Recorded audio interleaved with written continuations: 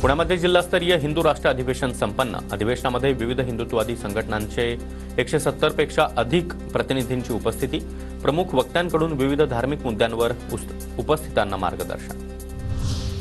वारकरी संप्रदायामधील ज्येष्ठ कीर्तनकार डॉक्टर किसन महाराज साखरे यांचं निधन।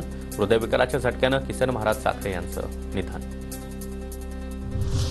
पुणे शहर परिसरामध्ये बेकायदा वास्तव्य करणाऱ्या बांगलादेशी घुसखोरांवर कारवाई करा। पोलीस आयुक्त अमितेश कुमार यांचे आदेश। बांगलादेशी घुसखोरांविरोधात पोलिसांकडून शोध मोहीम।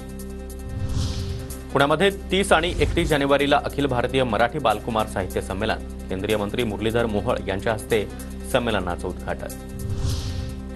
भारतीय मराठी साहित्य संमेलनाला जाणाऱ्या रसिकांसाठी 1,500 मध्ये दिल्ली वारी।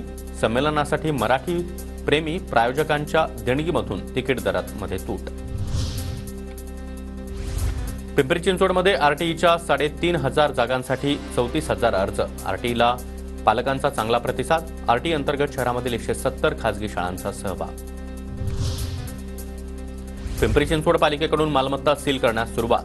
43 मालमत्तांचा लिलाव सुरू। औद्योगिक वसाहतीमधील कंपन्यांकडून 423 कोटींची थकबाकी। पुण्यामधील पीएमपीएमएलमध्ये विविध विभागातील 7,000 पदं रिक्त। गेल्या 6 वर्षांपासून पीएमपीएमएलमध्ये भरतीच नाही। पुणे बाजार समितीमध्ये बनावट पावत्या बनवून वाहन चालकांना गंडा घालण्याचा प्रकार। वाहन चालकांना टार्गेट करत 100, 120 ते 150 रुपये उकळले जात असल्याचं समोर। बेकायदा वसुलीमुळे वाहन चालकांना मनस्ताप।